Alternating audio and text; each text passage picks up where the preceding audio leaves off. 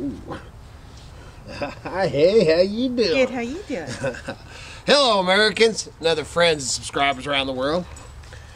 So, we ended up out here. It is Really nice.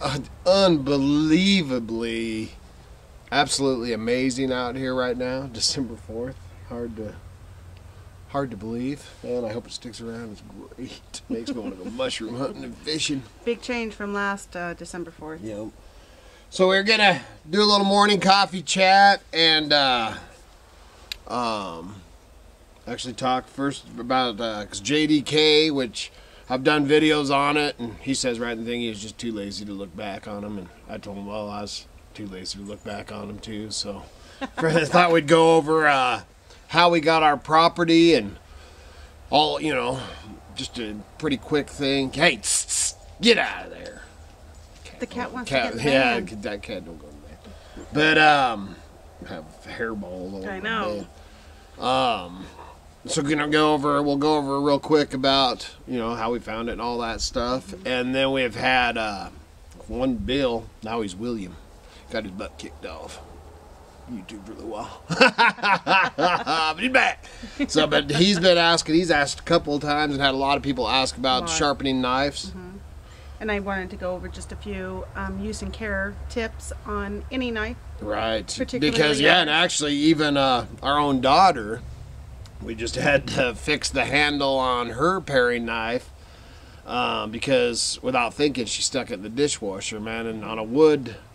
Any wood knife, man, whether it's a custom or a, you know, any wood knife, man, don't stick them in the... I say actually no knives. No knives in the dishwasher with a sharp edge and the handle. The dishwasher. It just takes the life right out of them. It really does. To, you know, washing knives. So we'll go over that. But first we'll talk about, so we're going to flash back to the homestead. You know, our whole lives, we've talked about it before, our whole lives that we've been together. I mean, when we were in high school, 15, our dream was to, you know, be pioneers. And we looked, and we, when we first got married and all that, you could actually, there was, it was desert land, yeah, but you could still, true right homesteading, yeah, true. Not in the modern definition of homesteading. Yeah, because I mean, we call this the homestead, but yeah, this is not. Right. Yeah, a true homestead was free land that you had certain requirements within a certain time period, improvements on that land, and then they would deed it to you. Where that's not what. Yeah, no, we bought this. I mean, you can't. You know, there might be. I don't know for sure, but I know there.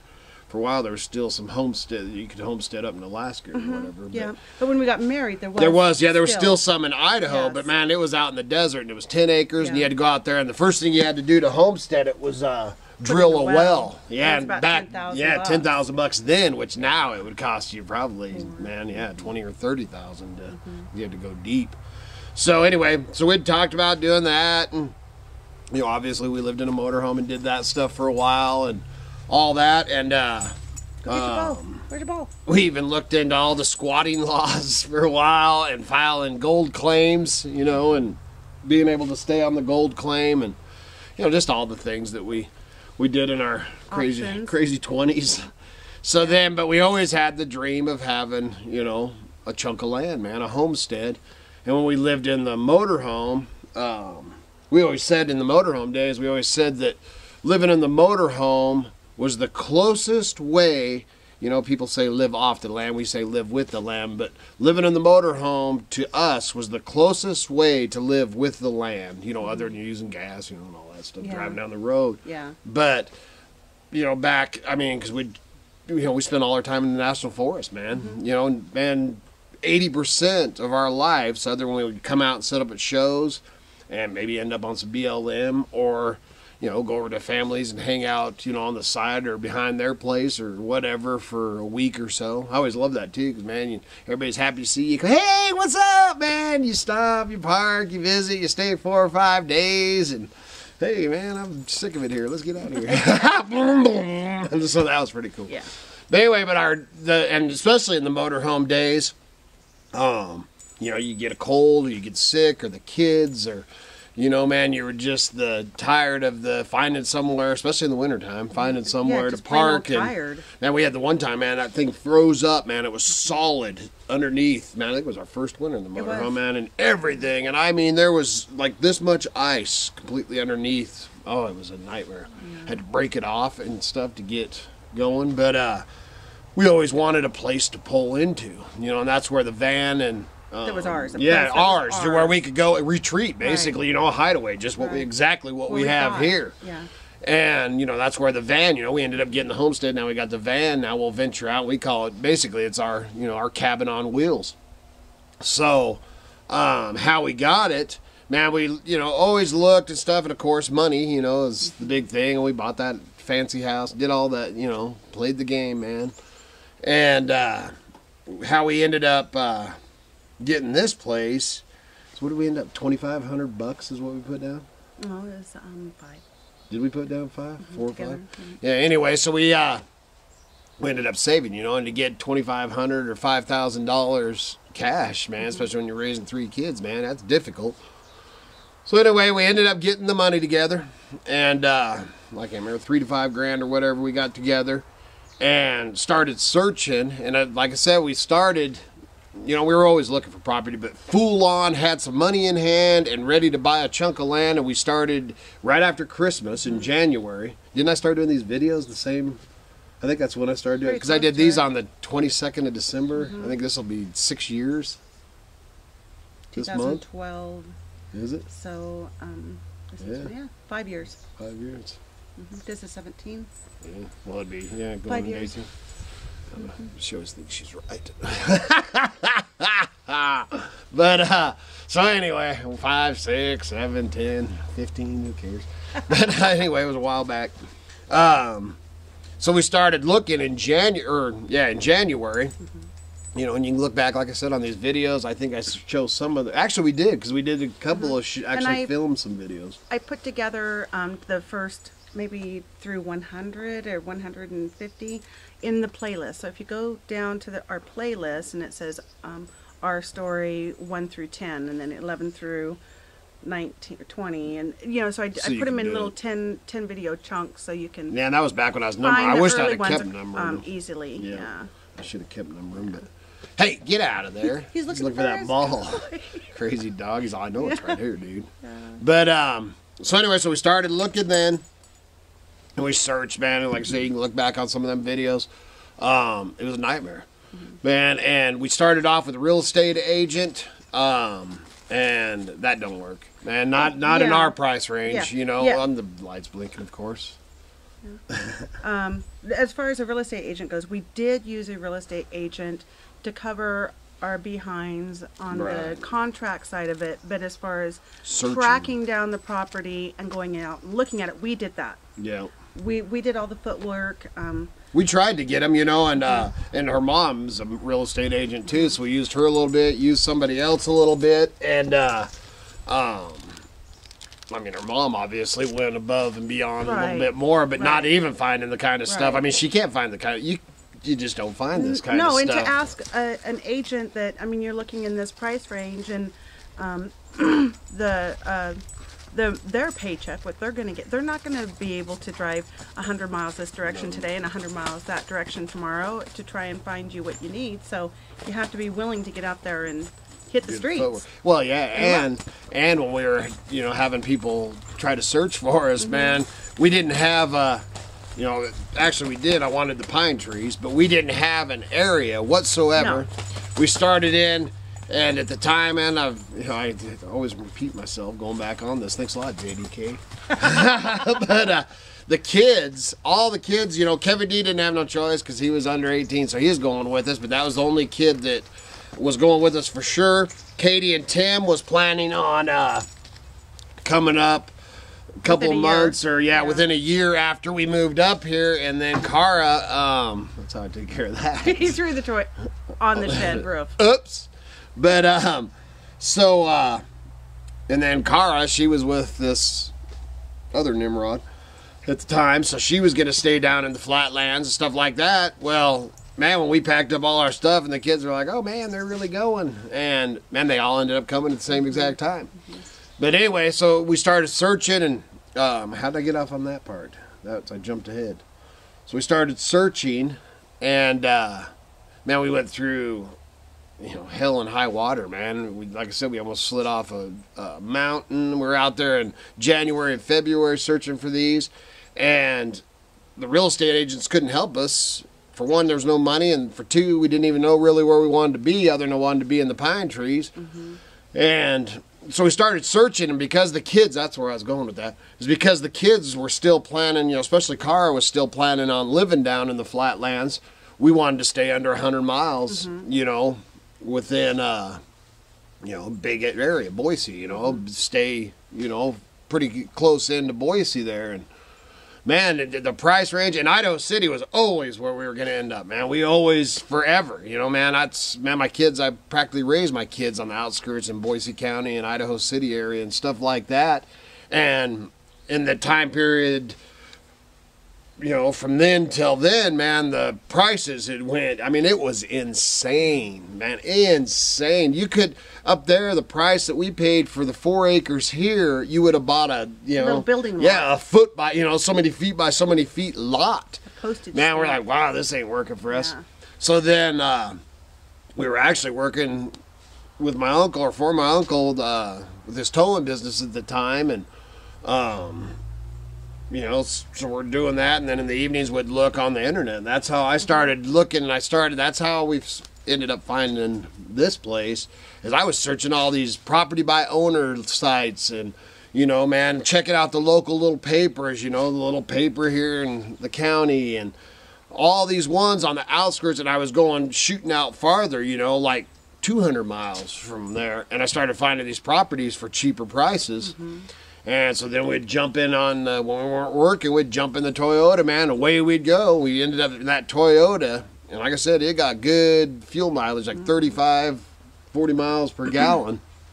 And we were, we just spent $1,000, over $1,000 from January to, I think the first time we came on this, I think was like... It was April. Was it April? Okay, I think I said May in the last one. So it was April. And like I said, I did not want this piece. There was another piece north of us up here in the trees that I was pretty gung-ho, and Miss Kitty's like, ah! and actually we did a video from there, and she's sitting next to a little creek.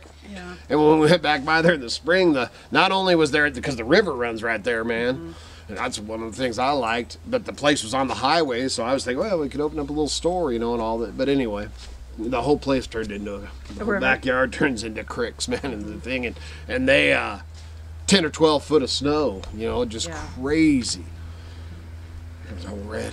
I'm gonna change that battery. Yeah, so let's take a break. Yeah, let's take a break. Change the battery, and then we'll finish off. So we're about finding this place, and then we'll finish this off and show some knife sharpening and get that thing down for that dog.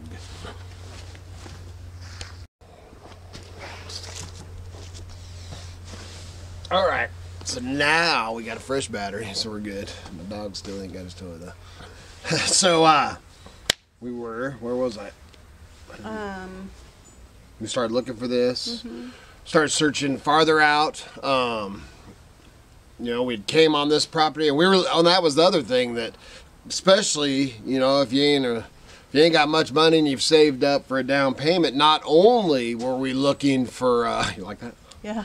Not only were we looking for a cheaper piece of land, hey, get out of there. We were also looking for an owner carry, man, because our, credit cooled down out here all of a It's because sudden. the sun's going behind those thick clouds. So, I mean, that right there's another, it was a lot of dang footwork, a lot of time on the computer, a lot of time stopping. We'd go, well, one thing that we'd do is go into the little cafes, which, the one up the road doesn't even have one anymore, but you'd go in, like in Cambridge, man, we'd go in the cafe, and the old timers will be in there, and you'd rub elbows with make conversation with the old timers in the little towns and start getting a little bit of, hey, that dog.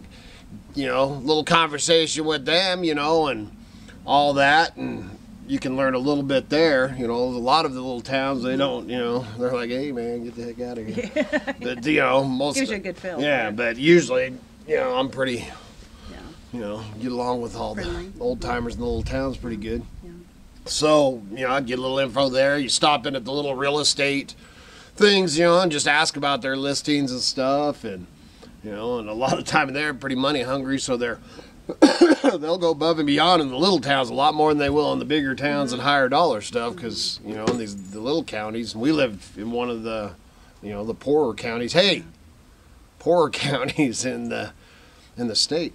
So anyway, so we found this, and 3 times we came on here, and finally Miss Kitty had convinced me this was better than the one up there, and so we made an offer on this. They countered, and by then it was June.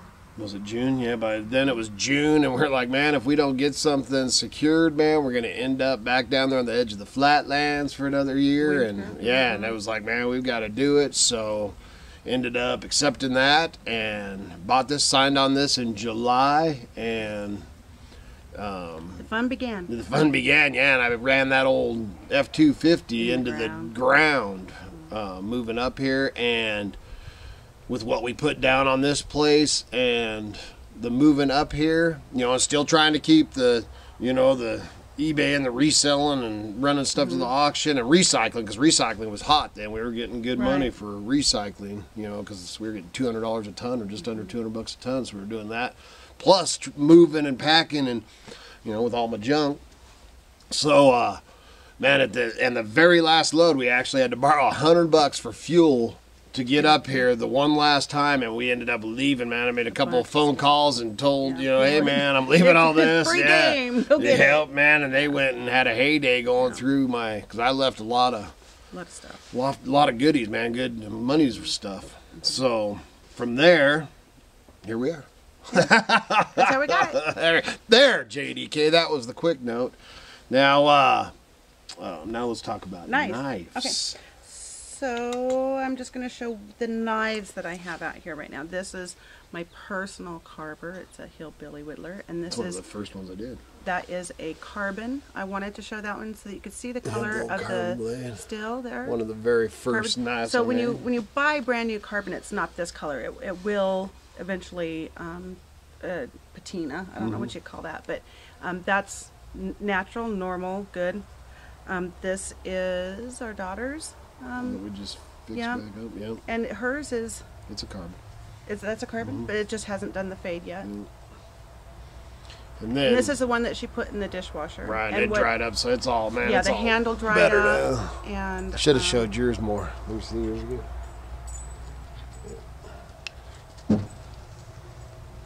This is the one. I made this for Miss Kitty. I'd made me a couple of wood carving tools, and then I made that for Miss Kitty, and she's all, babe, I think we could sell these. And it was her with the fluke, and I'm all, really? And that's how we ended up selling knives, was more making them for myself or ourselves. And then this one here is a liver eater, and that's out of the trap spring. There we go. Yeah, they've seen that one. Yeah. Okay. And then actually, I'll show you another. Because I got one. This one, Kevy D. He's made a few knives, not too many, but this one, I've been working. I finally got an edge on it, man, and he made this probably 3 years ago. This is the second knife Kevin D ever made. I'll have to show the first one sometime. It's pretty cute. And this one, yeah, and man, he tried to get an edge on it, man, and I worked it, and he already had the handles, so I couldn't heat it up and pound it back out, unless I popped his handles off, and he'd put the handles on, so I did not want to do that. And so I've been working this, and yesterday I actually have got, I didn't work on it just solid, but I'd do it, and I'd think it was good, and use it, and then it wouldn't, but anyway. I jumped in there for that. That's okay. It's a nice knife. Yes, it is. Okay, so all of these knives, and even the ones in your drawer, even the cheaper ones that you get at Walmart, whatever, with plastic handles. Your pocket knives. Yeah, you put those in the dishwasher, and there's 2 things that affect it, and that's 3 things actually. The chemicals in your automatic dish detergent is going to strip off any kind of protective coating or anything on the handles. The heat is going to dry everything out in your wood, and the water, of course, is going to make your wood swell. any kind of water that's left on any kind of metal is going to eventually rust. So those are the 3 things you want to avoid. So after you use them, just wipe them off, put them in your, warm soapy water. You can dip them in, rinse them, dry them right away. Just make sure that they stay dry. And then the handles, eventually you'll need to put more oil on them. This is just a food grade for like butcher blocks and salad bowls, any kind of wood. So beeswax and mineral oil. So that's what I put on the knives. You can put that on the metal also. And you can let it soak on there, sit on there overnight, and then in the morning just buff it off with a nice dry towel. You're always going to want to keep your knife sharp. You want to show what you've got there? Yeah, see, I use the old school, whetstone. And I got another one. We use so many. And man, I'll tell you right now, on the carving knives is the stainless steel. Making a stainless steel knife or blade is an art, man, and getting it or making it goes along, just like working with any metal. But to get an edge, once you get the edge on there, man, it's there for life, man. He needs to find a different toy than that. That's you did it. Well, and get that thing off the reel. But anyway, man, once, and man, I read, and there's actually an awesome history. I can't remember the guy's name right now. Was the first guy to actually get an edge that would hold on a stainless steel blade. And I actually had one of his knives, but I ended up selling it. But, and it was some cool history. I should turn the camera on this. Let me do it. You just hit it. Did I? Yep. Come over here. So, I'll do it. You come continue this video. We're filming here. Do you not understand? You can't do that. The bells are very distracting. Okay. Not just to me, to everyone. So anyway, man, once I figured out how to do the stainless, once you get the stainless edge on a stainless, man, and man, it's a trick that, man, I do a lot of work, and I actually do have a couple of professional, I won't name the names of them, brands of them, but knife making, machinery too that I've actually used for the stainless blades and all that. And then the edges, and something else that that I use too is carbine as a speedy sharp, and they're actually made in Meridian, Idaho. And if I'm having issues, I'll use it. And then I have this other one that Cara gave me. I don't know what the maker of this one is, and I carry with me all the time. And man, that'll help me get the bevel, because obviously I make the bevel, and then sometimes I'll just do a mix of stuff until I have it so sharp that I can, cut paper and all that. Till I'm happy with it and she's happy with it, and we'll do that. So now you go back to it. Okay. I'm gonna get this. So these are whetstones, just fine grain stone. There's a couple different ways that you can use these. You'll want to get it wet, so I'm just gonna show you. You can either just come down like this, like that, or you can do it in small circles like this. This one here is the same, like that, back and forth. We also have some of the steels that we use. I brought out 3 of them here today. I've got a lot of them, and each one of these has a different gradient on it. This one being the smoothest, middle, and then this is the coarsest. Did you want to go over any of those? Okay. No, but I'll use obviously sometimes I'll put oil. It depends on which stone I'm using, and sometimes I'll just spit on them too. Yeah. So. Yeah, that works too. Any kind of liquid. So when you're using like a steel, I kind of showed just a little bit show them how you would use which. Well, on the round one, man. This one is my favorite, man, and it's got fine and then a coarse edge. And man, I'll just sit out there when we're talking. Sit out there when we're talking, just do the circular. Like I said, man, I'll either spit on it, and this one's got some oil on it right now. And I love Marble Miracle oil. It's one of my favorites. But so I just do the circular, and that would be, just honing it, just sitting there putting it perfect. I say it right in the description. I don't sit out there for hours honing. I just make sure it's a good, it's got a good edge and all that. So for you to hone it in like my personal knives, man, you get to do that yourself. Yeah. And so with the steel, he doesn't like the way I do it, but I start looks like she's here gonna like slit her this throat. and bring it in, and then go to the other side and bring it in. Some people will go I do it that outward. way. Yeah, but then it's just awkward for me. So whatever is most comfortable, whichever tool is the most comfortable for you, the biggest trick to sharpening your knife is to do it the exact same way every single time. If you're uncomfortable with one tool, you're more comfortable with another. Find a different tool. And once you find what's comfortable for you, you'll have to work your edge to get it exactly where you want it. But then the next time you go to sharpen your knife, do it the exact same way with the exact same tool. And you're going to have much better luck keeping your knife sharp than continually trying different tools. And I'm listening. I know, You're I just good. played with the dog. So that's my tip. Same way, same tool, same way. Absolutely. And once you get once you get it all honed in like you like it, man, and she's razor sharp and all that, like you said, just keep doing it the same way, and you can go back. I mean, obviously, if you get a nick or use it as a screwdriver and break the tip or whatever, have to rework it and do it again. But one of the tools that we didn't show you here because we don't have is an electric sharpener. And those, I mean, if that's what you're comfortable with, use it. yeah, Just do it the same way every time. and everybody, man, you'll get, don't use a grinder. Yeah, we get a lot of knives. I get, because man, I'm just a knife junkie. So I mean, I buy, all old knives and all that stuff because a lot of times, they'll be messed up and somebody will use them on a grinder, big old high carbon blade, and the tip's messed up or they've over grinded it. Well, man, I, get rid of the handles, man, cut down the blades and make blades for whatever out of them, just like hers is made out of a I don't remember what knife, but that's her paring knife is made out of a butcher knife. Yeah, it's a is that one actually's got yeah, it does. I actually left the name. Yeah. I don't know. I can't read it. And I just noticed I had something else sitting here I forgot. Instead of using, if you don't have, you can just use cooking oil. Yeah, and you can use that on your stones too. Yeah.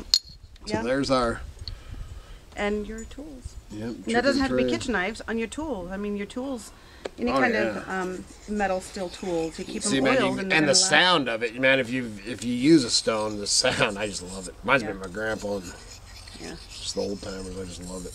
It's just, I have memories of Grandpa sitting on the front. there. That's I'll sit out there. Yeah. I did used to carry one of these in my pocket till I snapped it in half. So. Yeah. And it was Miss Kitty's favorite. This one was actually her dad's, I think. Mm-hmm. So is that it? That's it. All right, man. Well, there you go. There's your knife sharpening and all that. Planned a little road trip, a quick road trip, another day here in the next day or two. So, Oh, you missed the road. So, we'll take you along on that. And good Lord willing. I heard him. It's my boy. Good Lord willing and the creeks don't rise. We'll be back real soon.